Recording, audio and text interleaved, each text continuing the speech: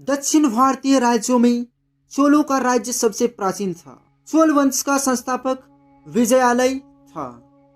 उसने पल्लवों की राजनीतिक दुर्बलता का लाभ उठाकर तंजौर पर अधिकार कर लिया तथा स्वतंत्र राज्य की स्थापना की। चोल वंश के राजाओं में राजराज प्रथम को सबसे शक्तिशाली माना जाता है। वह एक महान विजेता और साम्राज्य निर्माता था। राजराज प्रथम ने समुद्र के महत्व को समझा था, अतः वह सामुद्रिक विजय के लिए निकल पड़ा और लंका के उत्तर भाग और मालदीव नामक द्वीपों पर अधिकार जमा लिया।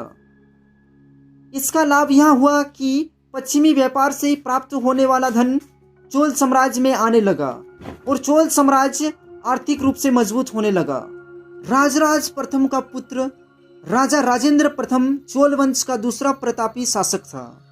उसने अपने पिता की विरासत को अक्षुण्ण रखते हुए एक सुदृढ़ थल एवं जल सेना के आधार पर साम्राज्य का विस्तार किया।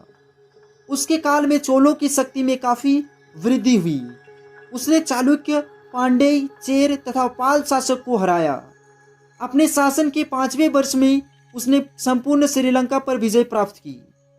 उसने दक्षिण पूर्व एशिया के कुछ देशों जैसे जावा एवं सुमात्रा आदि पर विजय हासिल की। राजेंद्र के पश्चात चोल साम्राज्य का धीरे धीरे पतन शुरू हो गया। चलिए अब चोल साम्राज्य की प्रशासन व्यवस्था को जानते हैं। चोलों ने एक विशाल साम्राज्य की स्थापना के साथ साथ इसके प्रशासन की भी सुमोचित व्यवस्था की थी।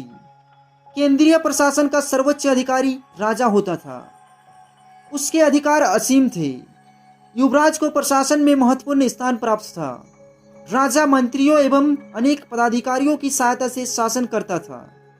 प्रशासन की सुविधा के लिए विशाल चोल साम्राज्य 6 प्रांतों में विभाजित था, जिसे मंडलम कहा जाता था।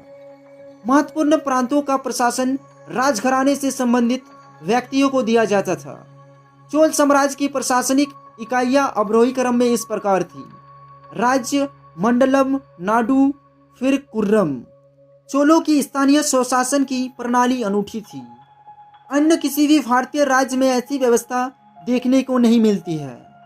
चोल शासकों की स्थानीय प्रशासन व्यवस्था को वारियम कहा जाता था। यह व्यवस्था समिति प्रणाली पर आधारित थी। चोल अभिलेखों में 3 प्रकार के ग्राम सभाओं का उल्लेख मिलता है। ये इस प्रकार थे: उर सभा वे नगरम। उर गांव वालों की एक सभा परिषद होती थी। सभा या महासभा गांव के वरिष्ठ ब्राह्मणों की सभा थी।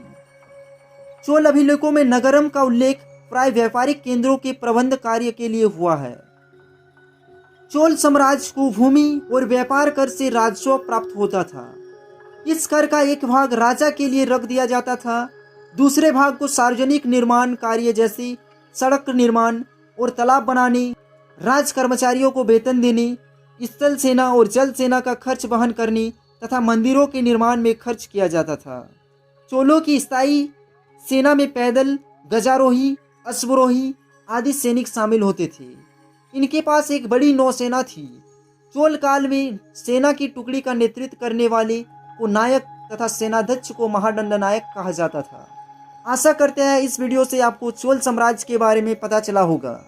चलिए वीडियो यही समाप्त करते हैं। वीडियो में दिए गए जानकारी आपको कैसा लगा कमेंट बॉक्स में जरूर बताएं। वीडियो पसंद आए तो वीडियो को लाइक तो दोस्तों के साथ शेयर करना ना भूलिएगा। अगर आप एमएस वर्ल्ड पर न्यू है तो चैनल को सब्सक्राइब करके बेल आइकन को प्रेस कर लीजिएगा, ताकि आपको इसी तरह के नॉलेजेबल वीडियो का नोटिफिकेशन सबसे पहले मिल सके। Thanks for watching.